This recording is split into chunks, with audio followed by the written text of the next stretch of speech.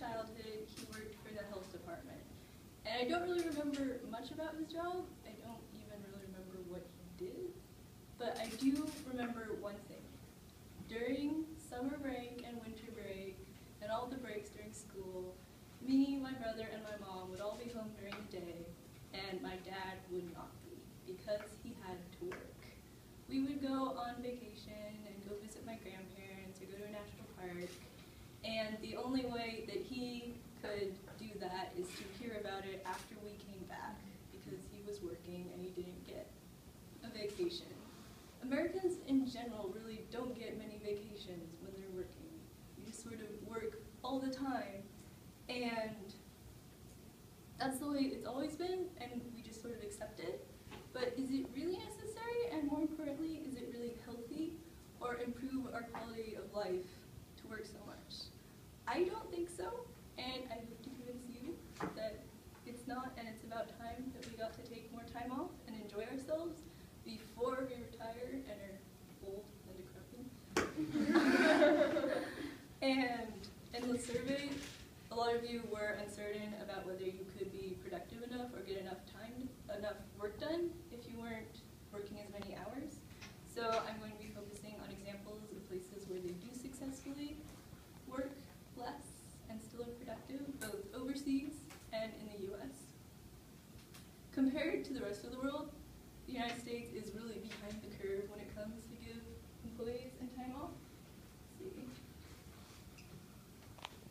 For example, paid holidays and vacations. This is from the Organization for Economic Cooperation and Development, and as you can see, we're the only one that does not require it at all, and everybody else has a bunch, and sucks for us, I guess. And we also work a lot less. We work a lot more during the week. We are the third one over from the blue one. So all of those countries on the other side work less hours than we do and have more time for vacation. So why are we so different? Is it just our mindset? Because like the paid vacation thing, I didn't even consider that an option. Like I didn't know other people did that because you're not working, but you're still getting paid. And it just seems such an alien concept to us. But they do it, and they do it successfully. You haven't heard about their economies collapsing because, oh, they took a week of vacation, oh no. And so, of course, one argument is that, well, it works for them because they're different countries, it wouldn't work here, it's against our culture, it's against the way we do things. So I found 3 examples on news sites about companies here in the US that successfully work less hours, and they do this by having 3-day weekends. NPR did a story in 2008 about Utah. They were trying to save energy, so they switched to 4-day, 10-hour-a-day work weeks for their state employees, and while they didn't actually decrease their energy consumption, there were other surprising benefits. 9% less time was taken off, which actually increased productivity, and there was also a decrease in paid overtime. And 70% of the employees surveyed said they actually liked the shorter work week, even though they were working 10 hours a day, which is pretty surprising. But of course, if you don't want to even think about working 10 hours a day, that's all right. The employees of Treehouse, an online service that teaches web design and coding, they have regular 8-hour work days, but they just only work 4 days a week. So they just cut an entire day off. And the CEO of it, Ryan Carson, he says people, they actually like the longer work week so much that it stops them from taking other jobs at places like Facebook or Twitter, like big name companies. They'd rather work for Treehouse. So it's good for the employees, they get to take more time off and enjoy themselves, and it's good for the company as well because they keep the retention rate up and they don't have to constantly keep on hiring new people. Of course, you're working less, you know, you have a whole less day, so the #1 concern in the survey was that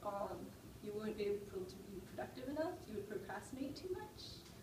But like for me personally, I know if I have 3 weeks to do something, I will not even start it until the last week.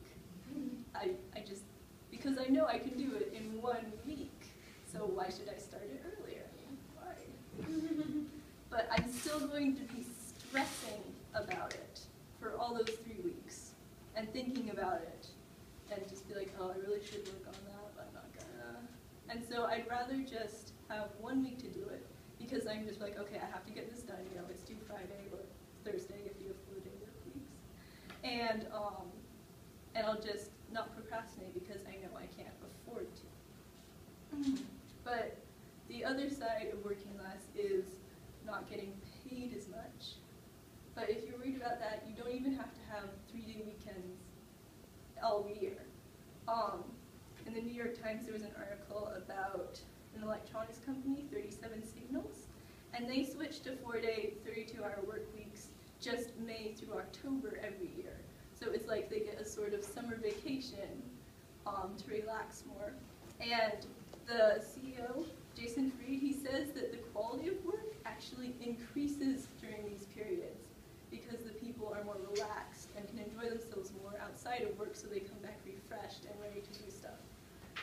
So, but the rest of the year they still have the normal 5-hour work weeks, so they still get that income. So there are different ways that you can go about decreasing how many hours people work, whether through paid vacations or shorter work weeks, and you can really tailor it to fit your needs and still get enough money while being, while still improving your quality of life. And you know, there's more to life than money. You need money, but you should also concentrate on being happy and enjoying yourself as well, because my dad is a lot happier now that he's a teacher. Sure, he gets paid less, but he gets to spend so much more time with his family and actually go on vacations with us and have fun.